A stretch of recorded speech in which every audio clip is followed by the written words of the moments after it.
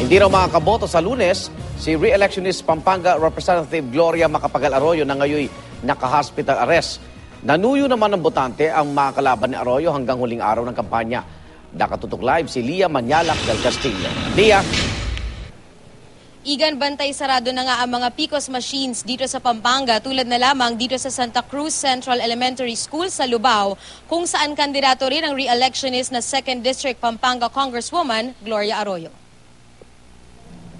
Bagamat tatakbo sa ikalawang pagkakataon bilang kinatawan ng kanyang distrito, hindi raw makakaboto si dating Pangulong Gloria Macapagal Arroyo. Naka-hospital arrest pa kasi siya sa Veterans Hospital sa Quezon City at hindi na raw sinubukan pang magpaalam sa Sandigan Bayan para bumoto ayon sa tagapagsalitang si Elena Bautista Horn. Nangampanya naman ngayong araw si Attorney Vivian Dabu na isa sa mga kalaban ni Arroyo pero tumanggi siyang magkomento hinggil sa hindi pagboto ng dating Pangulo. Sinusubukan pa ng GMA News na makuha ang pahayag ni na Charlie Chua at Mayor Josefina Leoncio, mga katunggali rin ni na Arroyo at Dabu sa pagkakongresista sa ikalawang distrito.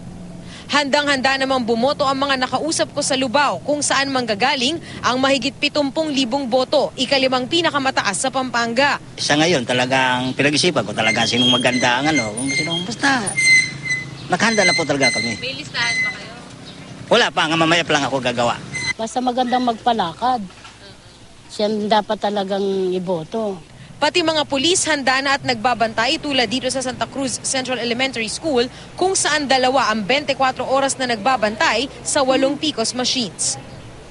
Dito sa Lubao, Igan, ay bukas pa makukuha ng mga Board of Election Inspectors ang mga gagamitin nilang election paraphernalia para sa Lunes tulad na lamang ng listahan ng mga registered voters. Igan? Maraming salamat, Lia Manyalak del Castillo.